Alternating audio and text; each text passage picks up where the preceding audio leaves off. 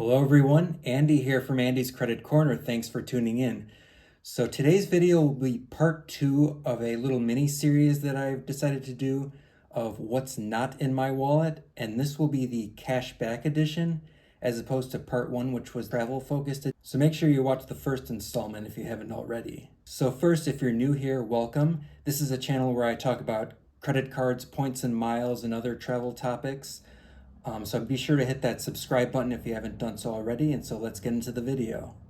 So as I did in the first video, I'm going to set a few ground rules for the setup that I'm looking for. So I'm going to choose 6 cards that I do not already have, and I'm choosing 6 because of the fact that I have 6 in real life. So I'm going to pick 6 other ones that I do not have. And of course, this must be a cashback focused setup as opposed to a travel setup. So hypothetical card number 1 will be the PNC Cash Rewards card. This is a card with a 4-3-2-1 earning structure. It gives you 4% back on gas purchases, 3% on dining, 2% on groceries, and 1% on all other purchases.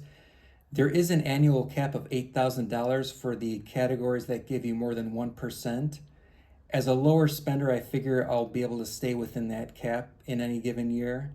And there is currently a sign-up bonus of $200 after spending $1,000 in the first 90 days of card ownership. And I will likely be using this card for gas and dining because of those 4% and 3% earning rates respectively. Hypothetical card number 2 will be the Associated Bank Max Cash Rewards card. So this is a card that's similar to the US Bank Cash Plus card, which I currently have. Associated Bank is a regional bank that's based in Wisconsin, where I live. And like many of these smaller regional banks, these cards are actually issued by Elon Financial. So you could find similar cards at many regional banks across the country, and they're very similar to the US Bank Cash Plus, slightly different categories, but a very similar earning structure. So this card gives you 5% on 2 quarterly categories that you choose. And you get to choose from 9 different categories, and I could put it up on the screen there so you could see what those categories are. So the 5% categories that you could choose from are TV, internet, and streaming services, fast food, cell phone providers, department stores, home utilities, furniture stores, electronic stores, recreation, and entertainment. So again, you get to choose 2 of those per quarter.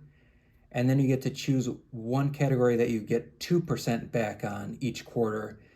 And you can see there, those would be grocery stores and grocery delivery, restaurants and fast food, and then EV charging and gas stations plus ground transportation. So again, you get to choose 1 of those as well. And then finally, you would get 1% on all other purchases. Note that there is a quarterly cap of $2,000 for the 5% categories each quarter.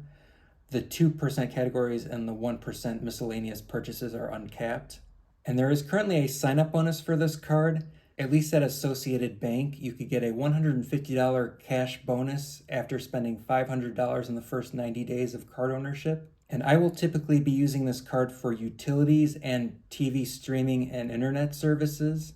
So just like the Cash Plus card, this could be a useful card for some of those niche categories, specialized categories that you don't find on many other cards. So hypothetical card number 3 will be the Kroger Rewards MasterCard. So this is a co-branded card for the Kroger grocery store chain. Kroger has many stores under many different names in many states, so many people could find use out of this card, and actually not just for Kroger stores, but even outside of them as well, and I'll explain that. So this card earns 5% on purchasers at Kroger stores when you use the Kroger Pay app to pay, and it also gives you 5% back on digital wallets, so Apple Pay, Google Pay, and the like, whether they're used at Kroger stores or outside of Kroger stores. Note that those 2 categories are capped at $3,000 per year. The card also gives you 2% at Kroger stores when you do not use any of those digital wallets or apps, if you just pay conventionally, or if you exceed the caps for the year. And then finally, the card gives you 1% on all other purchases. So as you can see, this is actually a pretty nifty card, even if you don't shop that much at Kroger stores. That digital wallet category is very versatile, so you could take it to any retail store that accepts Apple Pay or Google Pay and pay with your phone. and get 5% cash back, again, assuming you're within the cap. Unfortunately, this card doesn't seem to currently have a sign-up bonus. I'm not sure if they do from time to time, but from what I could tell from the Kroger website, I'm not seeing one.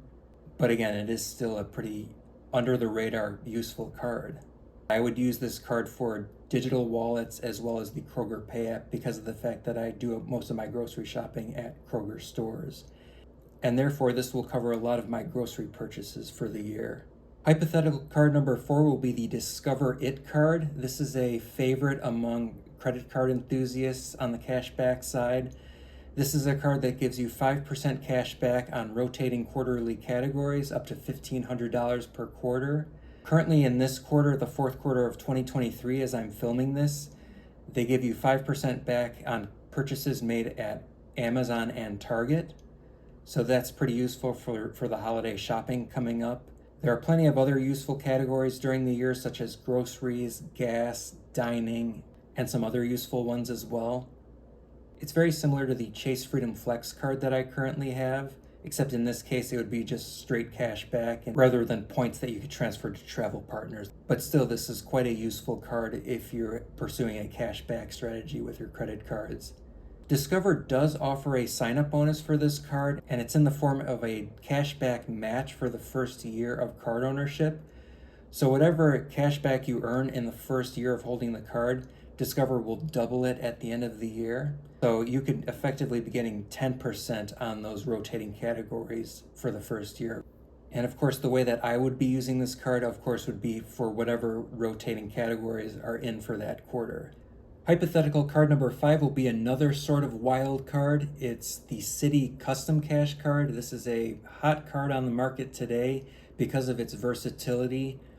It gives you 5% cash back on your highest spend category in each billing cycle.